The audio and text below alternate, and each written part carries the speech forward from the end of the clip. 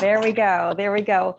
Hello, good afternoon, everybody. So good to be here with you today, Decluttering Club. We have a very, very special video for you today. I am here again, Sarah Mueller. I'm Sarah Mueller. I'm here with two of our newest decluttering coaches, and we're going to introduce them to you because they are amazing. And I love them so much, and I can't wait to share them with you all. So that is what we're going to be talking about today. So Salin and Donna Gregory, thank you so much for being here. Good to be here with you. Thank you. Thank you. Awesome. Okay, and let me just make sure that we are good. It looks like we are live. If you all can see us and hear us, let us know. Just drop me a comment on Facebook that our sound is good, and hopefully technology is going to cooperate with us today. All right, let's see. Yes, okay, Patty's there. Hey, Patty, good to see you. Excellent. Okay, so let's just do a couple quick intros. Salin, why don't we start with you? Can you just tell us, who you are, where you're from, a little bit of background? Well, my name's Salin and I live in Connecticut, but you may detect that I don't have a Connecticut accent. I have an Oklahoma accent. I grew up there.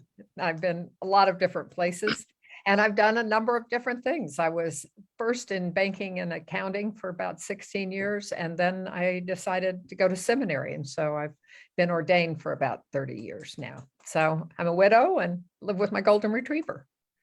Oh, it's a golden. Oh, how fun. Oh, yes. I didn't know that. Oh, that's lovely. Oh, wonderful. I love your background, right? With accounting, finance, and seminary. You've got like the numbers, and then you've also got the heart. So I love it. Oh, thank you so much for being here. Sure, yeah. I love it. Okay, and Donna Gregory, tell us, where are you from? Tell us your background. Well, I grew up in Des Plaines, Illinois, which is northwest of Chicago, but I've lived in Maryland or Virginia for decades. So Maryland right now, and I am also a widow. I've been widowed about a little over 8 years. I was an educator for 46 years. Most of that time as a school librarian or school library media specialist. But for 5 years, when my daughter was very young, a toddler into first grade, I was a family daycare provider. So I had my own family daycare business in our home, which took up the whole first floor because we, at the time, our lower level wasn't finished. So I couldn't take the kids down there. So I did that for 5 years. And I've been retired since 2017. Mm-hmm. And I have a daughter, Bonnie, who lives in Arizona, and with her husband, Lance. And I have 3 wonderful grandchildren. I'm sure some of you have heard about them already, and you'll hear about them again. So I spend a lot of time in Arizona. Mm-hmm. I try to go there as often as I can. But other than that, I'm here by myself in Maryland. Wonderful. Well, thank you so much for being here. I love the background, right? I mean, being a librarian, an educator, and then also the daycare, that gives you such a great perspective in terms of, like wanting to hold on to things, maybe. Yeah. Teachers like to be efficient, right? And so you really have a handle on that for sure, as well as the whole book thing, right? Like books are special. Books are special, yes. Wonderful. Yeah. All right, well, let's talk a little bit about, why did you decide to, both of you, why did you decide to become a decluttering coach? What went into that process for you? Why did you think that would be something that you wanted to do? For me, it was that it just, first of all, working with you and organize my home, your core principles just clicked with me, and it really got me going. So there was that I felt like now I had a sense of how to do it. I was the worst cluttered person you can imagine, and with public space and private space were very different. But so I started doing really cleaning up the private space, and for myself for the first time. Mm-hmm. But with my background in ministry and counseling people, I felt that this might use those skills in in a different kind of way, to be able to listen to where people are and to gently help them where they needed to be. Nice. Yeah. And, I love how you said you had clutter, like I think everybody that we work with, all of our coaches come from that place. Right. They didn't start out just perfectly organized and they want to come and show people how to do it, but you've been there. Oh, I'm still there in places. I mean, I haven't solved it all yet. And learning that it's not just the doing, it's the routines that's maintaining it. So I'm still there. Yeah. And that's good news, right? Like that's good news, because you're demonstrating that that you can have places in your home that you love, and it doesn't mean that you don't have places that you're still working on. Right. And that's okay. Yeah. What about you, Donna? Why did you decide to take this step? Well, I had to do something. I knew you when you were early bird mom, and I read your things, and I just thought, oh, that's interesting. I bought probably close to 20 different organizing and decluttering books, some of which I read, but none of which helped me really do much of anything. My late husband and I both had a hard time getting rid of things. And my best friend is a retired extension agent through the University of Maryland, and she used to teach clutter clinics. Okay. Well, as part of her job, she would come over and help me, and she's tried many times, but I finally realized that our friendship is more important than having her help me do this. So after the last bout, I just said, okay, I need to do something else. And I joined Organize My Home. Last May, I was actually at my daughter's, and I thought, this is it. I've got to do something. I had never even heard of Olab. I know traditionally some people start with Olab. I didn't even know what that was. I signed up, and my granddaughter, Olivia, who is almost 12 now, said, Grandma, that's great. You can start with your room here, which was true. So anyway, when I came back, and while I was still there, I was watching some videos. I had one of the coaching calls with Mary Stanton, and I just started slowly.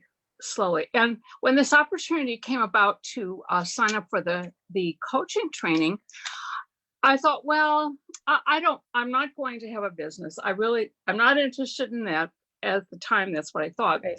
But I knew I would be spending more time with your wonderful team and with you. And I thought, well, maybe this would help me even more, kind of accelerate. Well, the more we got into our lessons and our discussions among the three of us, and sometimes the other coaches would join in, I got excited. And I thought, okay, this is going to be fun. As a librarian, everybody comes to the library. They need something, they need your help. And things go at a pretty quick clip, pretty fast pace in a school. This time I can take a breath. I can work with people at their own pace on my schedule. And I thought, this is perfect. I can also do it. I can continue when I'm in Arizona meeting with people, on Zoom. So I've gone from, I don't think this will be a business to, oh, bring it on. I'm ready. I'm excited. Oh, that's fabulous. I love it. Yeah. And, with the wonder of Zoom, you can be anywhere you want to be. Absolutely. And all you need is a computer, maybe a phone, and you're in business. Oh, so much fun. Well, it's pretty neat that the Olivia caught on that would be something that would be useful for you. Yeah, their room is very organized. Even though they have lots of stuff and millions of pieces of Legos, they clean up every day. They do their bedroom zero, Oh, nice. as well as the downstairs zero. And it's amazing. So she knew I needed some help with that. Love how kids can just tell it like it is, right? Yes, they can. Yes. And actually, they've both watched I sent them a couple of little links to some videos I've done, and they thought that was kind of cool. So now they ask me every time I talk to them, even my younger granddaughter, who's not quite 5, well, Grandma, how's your house coming? Yeah, that's awesome. They check up on me. So sweet. Oh my gosh, I love it. All right, so if you are just joining us, I am talking to Salin Lowe and Donna Gregory, and they are our 2 newest decluttering coaches, and they work with clients one-on-one to to help you make progress. So this has been this program has just been a dream of mine, for so long. For the beginning of the business, we had group programs, right? And we had books and we had videos, and that's wonderful. And so many of you make so much progress, but some people, either they wanted more one-on-one help, or maybe they had like a deadline, right? Maybe you're moving and you really got to get it done, or maybe you don't want to be in a group, right? And you want someone to talk to you directly, so that you can make progress without having to, to participate in a group. Groups are not for everybody, right? And so now that we have coaches who work with people one-on-one, it's really like the last missing piece that we weren't able to provide, as frequently as a year ago, and now we have this wonderful network of coaches that do work with people in one-on-one. So again, this is that piece of the puzzle. So why don't you all tell me, like, who specifically do you work with? Because I mean, there's people with clutter, could be, anyone between, 10 to 95 and everywhere in between. But I know that you all specialize. So let's talk a little bit about that. I don't know who wants to go first. Who do you work with particularly? Originally, I thought that the people I would work with best were those who thought they were too busy to organize, because I'd come out of the business world, and also ministry is fairly demanding. And I certainly still think that is a group that I would be comfortable with. That's part of why I've set up 3 different times. So 15 minutes, quick check-in. And I think this program helps people learn how to find time that they can work things. So I think I would work with that.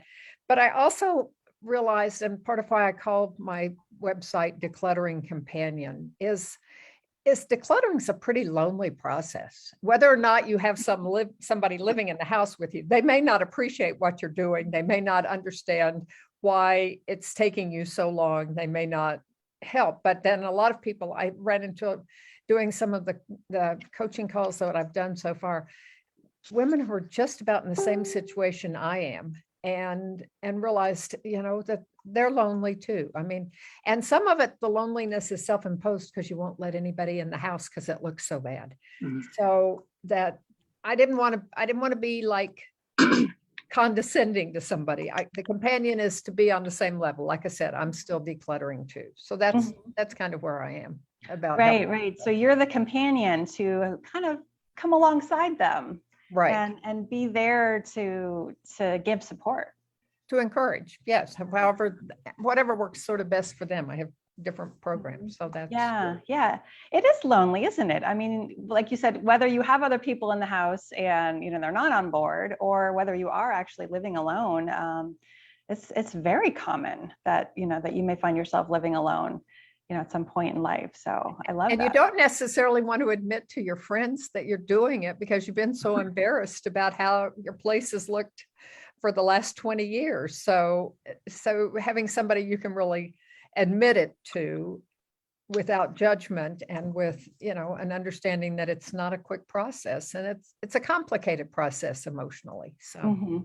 Right. And I like that you can give that kind of objective, like they may not want to pour their heart out to their best friend about, why they want to hang on to this thing that feels a little silly or whatever, but they can talk to you because it's almost because there's a little distance, right? Like it's not, it's not your next door neighbor who you're going to see tomorrow, and she's going to be remembering, oh yeah, you're crying over that, that t-shirt yesterday. Like, well, I have a tradition of privacy in my ministry. So even if I'm going to see you, I wouldn't reveal that to anybody. So, right. So, Yeah. That's important. yes, the separate from your social life is a good thing. Yes, absolutely. Absolutely. Yes, absolutely. Donna, how about you? Why did you decide that, or I'm sorry, who do you specifically work with? Well, I work with baby boomers, Mm. but kind of a subset of that, baby boomers who want to remain in their current home and not ready to downsize yet or move yet. I decided, since I haven't moved in 44 years, I'm not really an expert on moving Okay. and downsizing to that point. But if you want to stay in your own home, but you want to be free from the clutter and just have things open and welcome people in and just live in a calmer, more pleasant space, then I would love to work with you, because that's what I'm working for on myself and my home. And actually, even more specialized than that, for a second sort of subgroup, which I would love to work with, widows and widowers. If you've lost a spouse or a partner that you're committed to, you find yourself having to do so many things. Of course, first of all is the very difficult emotional journey that you're going to go through. But besides that, you're left with all the things, literally, your things, their things, our things, and all the decisions. Mm-hmm. And you can't wait around to make all those decisions forever. You do have to do something. So I really look forward to continue to working with people as they move forward and make those decisions. Now, sometimes you have to involve adult children. Mm-hmm. And adult stepchildren. I have 3 of those also. Mm-hmm. And they may have things that they cherish that you didn't even know they Mm-hmm. wanted. But that's the group I am working with. I actually have been interviewing some of my friends who are widows or widowers. I actually know several widowers and it has happened in the last couple of years, to get their perspective. And it's very interesting. They have some of the same emotional issues. They might approach it a little bit differently going through the clutter, but there are a lot of similarities. So, and we cannot leave out the guys. They need, especially in the case of people I work with, when they are left with their spouse's possessions, that is, it can be heart-wrenching. And I've heard the saying that in your first year of widowhood or retirement, you should not make any major decisions. Mm-hmm. And I think I've come to learn that's probably true. So to help ease that transition to just feeling more free from possessions. Mm-hmm. But baby boomers have a lot to think about. And some, of course, are ready to move. And I know a lot of those too, but I can certainly identify with you if you want to stay in your own home. I finally figured out that my way of thinking is, I'm just tired of living with things that I don't use, I don't need, and in some cases, I don't even like anymore.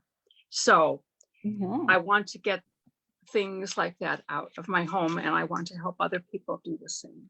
Oh, I love it. Don't you love that? Yes, absolutely. I'm just tired, and it's time to make a change. That is, yeah. And you just have to do it, and it is work. That's the thing I will tell people. This is, you need to be prepared to do some work. Right. It doesn't happen automatically. It doesn't disappear on its own, right? But we wouldn't want it to, right? We wouldn't want it to just go, because then you're not making decisions and you're not going through the process. And if you just say to kids or stepkids, just come on in and take, whatever you want. No, don't do that. You probably will get that. I didn't do that, but I have known people who have kind of let them take over. So we need to own our own things and our own decisions also. I think that's important. Interesting. Yeah. So what are some of the the biggest problems that you're noticing, in the people that you're working with? What are their real struggles? Is it dealing with the adult kids and trying to figure out how that works? Well, that can be some of it. I've had some struggles with stepchildren. I think things have kind of eased. But I was also the executor of my husband's estate, so that that's a whole other I get that too. a whole other topic. Hmm. It's emotional, and as I said, I was still working full time when my husband passed away, and I had to keep working. I also was badly in need of total hip replacement. So physically, it was difficult for me to get around. I must say, I have wonderful support from my church family and neighbors and even people I was working with. There's lots of support. If you just let people into your life and just say help, or just welcome their hugs and their offers of help. But then dealing with your spouse or partner's things. The clothes are not that difficult, but it's the mementos and other things, and the things they might have in the garage. I have a 2-car garage and I can just about get my Highlander in, but there are a lot of things that I know I will someday have to deal with. And that's after my son-in-law has already gone through and gotten rid of a lot of things. But I know that my late husband, Roger, had a lot of stuff in there, and there's a lot of stuff still there. And I'm not finished quite with his office on our lower level. That's another, well, you might call it a scary room. It's not that scary, but I know it's going to take a lot of work and a lot of effort, and sometimes physical work. Sometimes you have to call a company to help you haul stuff away. You can't be expected to drag everything out the door. That's. I ran into that. Yes. Because that you can't count on neighbors to help either. I mean, but giving yourself permission to do stuff like that, to pay to have somebody else do it, just like giving yourself permission to be part of this and get coached. But that says something about how you value yourself and your peace of mind about things. And I think that's a really important part of it too, is helping them see that they have value. The other thing I've found it is you don't just have one win because you're done. You have every little thing that you do should be congratulated as a win. I mean, because it is a step-by-step process. This didn't happen if your house is extremely cluttery. It didn't happen in 30 days. So unless you're under some emergency kind of situation, you're not going to undo it in 30 days either. And there's too many emotions in so much of the stuff. So helping people see that it's that every little thing you do is good, and it begins to add up, and letting them see that it's worth it for them to feel good about themselves. It isn't, well, I should just be able to do this all by myself. If people could do that all by themselves, they wouldn't have joined OMH, and they wouldn't be buying all the books that Donna bought. And actually, you can't do it by yourself. That's why the books don't work. That's true. A lot of times. Well, and what was I going to say? I had a thought. It'll come back. I have to always hold my hand up to my ear so it doesn't fly right through. It'll come back. Yeah. I know it was, but we do need to take responsibility for doing this and not just leave it for our adult children or that's another reason. That is so unfair. I would not. I have gone through that with my husband's parents, and if you reach a point where you are no longer to do any of this work, it's too late. So this is my stuff. these are my things right now, and I am responsible for doing something with them, and I'm not going to leave it to Bonnie and her husband. And no, although my girls have said, my granddaughters have said, Grandma, don't get rid of all your treasures, which I won't. But I don't even have children, and a lot of our generation doesn't necessarily. So That's I true. really don't want to leave it for nieces who No. really even never lived with my stuff. Yeah. So, it's not fair. So I go through things with an eye, but that's where I am. I also would say, I found out that this is layers. The first layer of stuff that I could get rid of, like that I know I don't even like anymore, or it isn't even usable anymore, I got rid of that quickly. And then I saw a few things I could do. And then 6 months later, I came back to the place and I realized there was more I could do. I mean, you're ready. If maybe you're ready. I mean, at whatever pace it is that to deal with what's emotional about the stuff, or what kind of loses emotion once you look at it long enough and realize it's stuff. That's all Right. it is. It's stuff. But that's somebody else's pace. As a coach, I can encourage, but it's not my pace. Right. It's the That's client's true. pace. Yeah. I agree. We have to keep that in mind. Because just as we are doing things on our schedule and at our own pace, we have to respect the people we're helping. And some, many people, even baby boomers, are still working full time and have other commitments, and can't spend a lot of time each day working on their house. I'm fortunate that I have the time. It's just that I don't want to spend the whole day. Right. That's one of the reasons the decluttering miracle calls and the 10-minute miracles, even when we have a little bit more of a marathon time set up, that helps, but I can't do it all day. That's just exhausting. So I don't have to. So, but it's Right, good to learn. The 10-minute calls help you learn you can get something done in 10 yes, minutes. You've got absolutely. 10 minutes before you have to be at the next meeting, or leave the Absolutely. kid at the bus or whatever it is.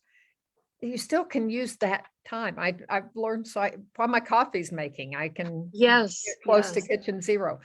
That's the help of having someone help you with routines and do that sort of thing. And I also found that having the miracle calls, I had an appointment.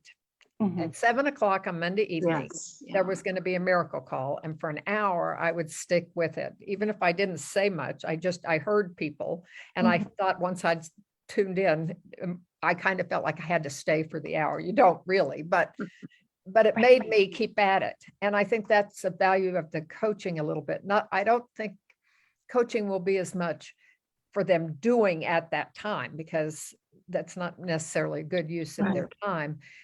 But if they have an appointment for accountability, which coaching can give them some accountability, then that can help them. I mean, we all have a certain tendency to work toward deadlines, whatever. For sure. Externally. Right. If I know I have an appointment with you and you're my coach, you better believe I'm going to do what I told you I was going to do last week, right? Like it's, I may not be super excited about going through that box or, that pile of papers, but I have just that much more reason, right? Just knowing that you're going to say, how'd it go? How did you find anything? I'm going to want to be able to tell you, yes, I did it. So, it's like gentle accountability. Right. Well, and some people also, they need someone to talk to, they need someone who will listen, not judgmentally at all, but just listen.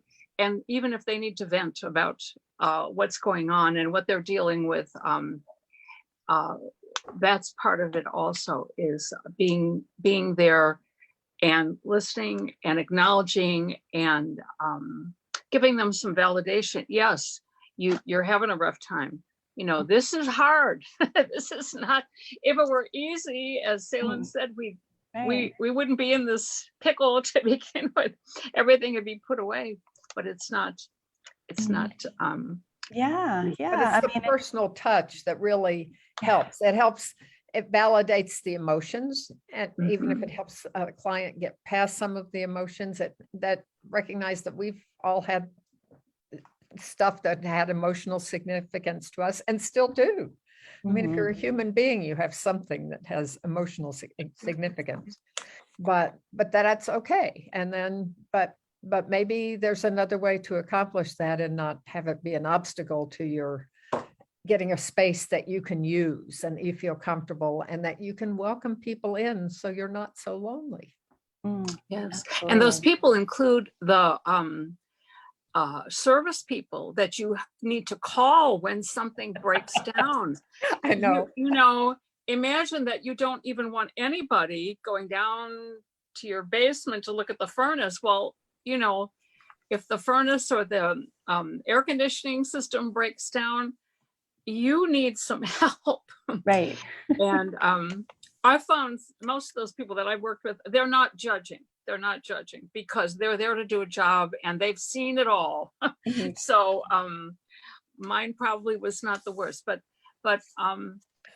it is embarrassing when you want to have people over. And you know what? Now that things are opening up after, you know, COVID has subsided a little bit, people are going to want to Mhm. visit you. You're going to want to do a little bit of entertaining, maybe, and that's a goal. You know, it's hard to do if you can't get in the front door or Mhm. there's no place to sit. You know. Yeah, absolutely. So we've talked about a few kind of aha moments and things, but do you have something to like that you really love sharing with a client, or maybe a story about, you know, like a light bulb that went on with someone that you have been working with? Olab, the principles of Olab Mhm.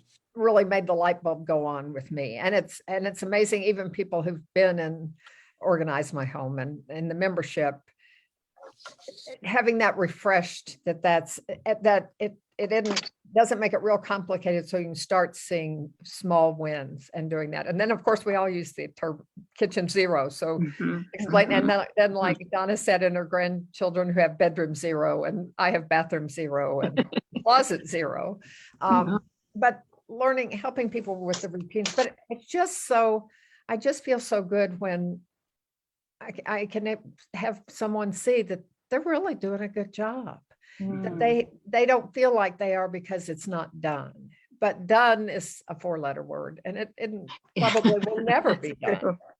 Mhm. You know, because then you'll do other stuff in that room, or you'll change how you want to use it, or change Absolutely. what clothes you want to hang on to. One of the people I saw who posted today has all this winter stuff that she lives in Florida now, so it changes, but Mhm. you can be, Mhm. so you can use the room so it's functional and does whatever you want to do in that room. Mhm. Yes. Oh, so good. So good. What about you, Don? Do you have a favorite moment or a favorite technique? Well, yes, I have had several people. Well, I had a few people who didn't even want to turn their camera on so I could see them. Sure. But Yeah. I had several people who said, "Oh, well, let me show you what I mean."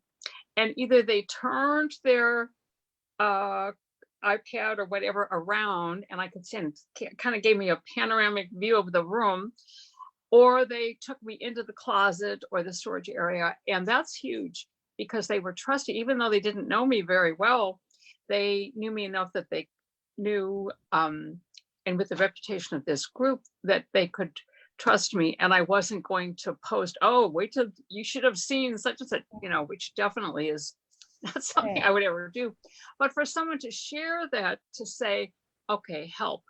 This is my situation. Do you have any suggestions?" And then talking about it, and maybe coming up with some different ideas, maybe some places that they hadn't thought of that they could possibly donate what they wanted to get rid of, or oh, so many people have issues, especially women, with their craft sewing room. Yeah. To ask the question, I know that I have heard you ask, is this who you are now? Think about what you do enjoy, and do you need to hold on to, you know, these 12 different kinds of craft materials? Do you even do that anymore, or could someone else benefit? I I have a friend who is a widower, and his wife was a fabric artist, and she had an entire bedroom that had been made into her craft workroom.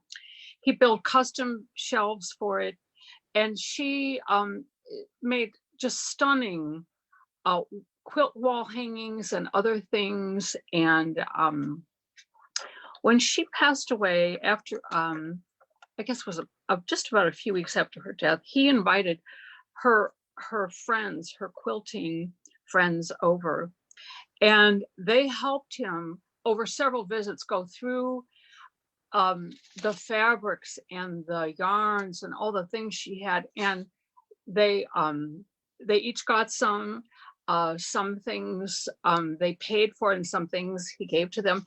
And then he did something else. He moved the shelving to their homes. It was a small number of ladies, but he actually put the shelving himself into their workspace. So what a loving thing to do, I think, for both toward his late wife and toward her friends, you know. So there's lots of value in things that we own. Sometimes it will be for other people, but he let go of all that, you know, and instead of just packing it all up and getting rid of it quickly and anonymously, he said, okay, would you like to help me? So, and they were very close to her. So that was a wonderful thing for them also. Oh, that's beautiful. Yeah. Yeah. You know, it's like this is something that nobody's ever, like, if you are faced with being, you know, being suddenly widowed, you've never done it before, right? You've never gone through this. And so of course it's going to be challenging. Of course you might be a little bit lost, right? And so I love how both of you are just available to walk people through that, you know, because you have been through it. Right. You've done it. Well, because as a widow or widower, you get lots of advice from family members, friends, you know, sell your house, don't move yet, move in with your children. And the thing to do is just take a deep breath, or a few of them, and think about what you want to do, and maybe make some new goals and a new path for yourself. So that's what I would like to help people do. One of the things, though, that I have found in my own widowhood, but also when I was working with parishioners, is you got to let the client or the parishioner, whoever you're helping, set the pace. Absolutely. I mean, Donna talks about all the advice. I mean, we'll have some, but I want to let the people I work with, my companions, really let me know how fast they can go, and probably in some cases tell them to slow down, but in some cases help them get past things that are impeding their progress too. But it really have to remember that it's not the same answer for every person. No. I mean, my answer was to move a little faster probably than Donna's, but I didn't have kids, and we hadn't only been married 20 years. And so, you know, it wasn't the same situation as every situation has its own peculiarities. Right.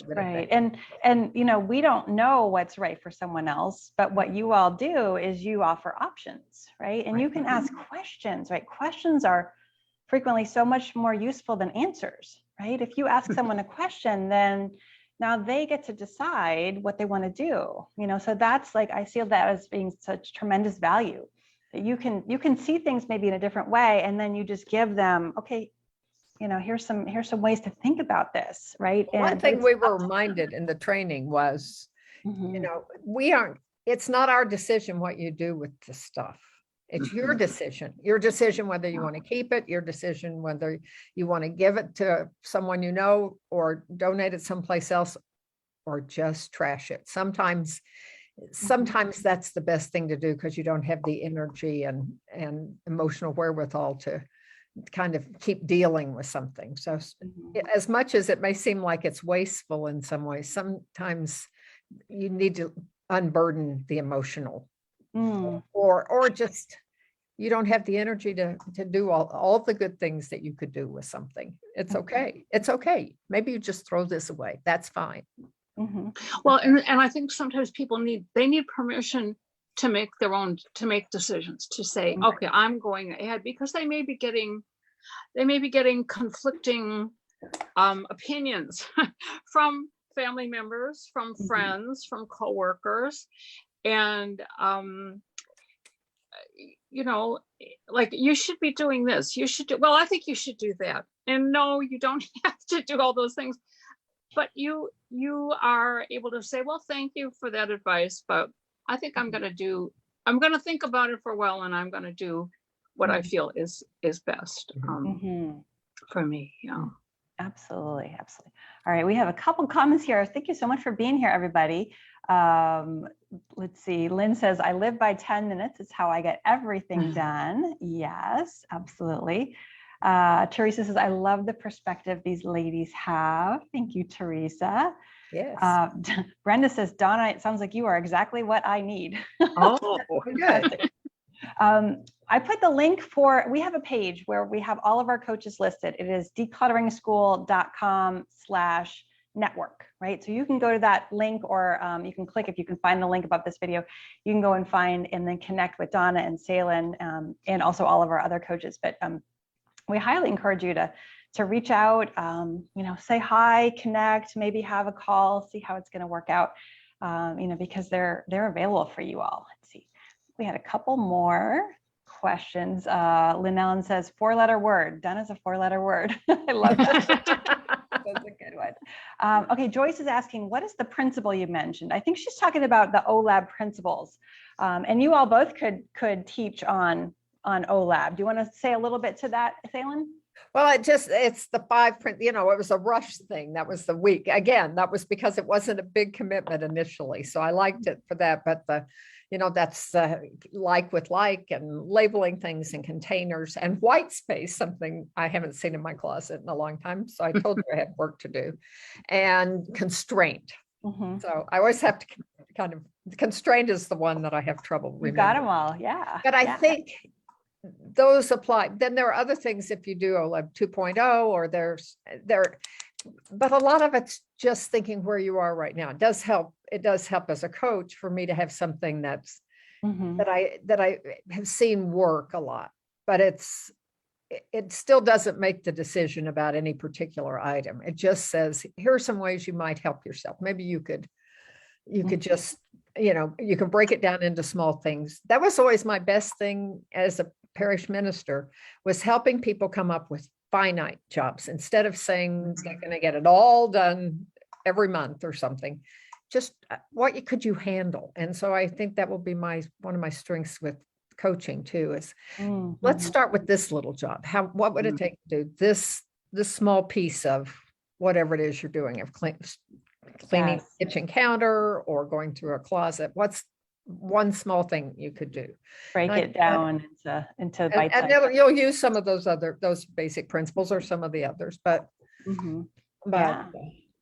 it helps to have one that just some that kind of just run through your head, or it helps me anyway. Yeah. Well, so I have to remind myself of what Salem was talking about. Just break it down into small pieces, because I sometimes start looking at the big picture of the room or the whole space, and that's not good. But breaking it down, but the acronym Olab, I remember asking, after I was already a member of Organizing My Home, OMH, I said, well, what is Olab? Organize like a boss. You are organized like a boss. Yes.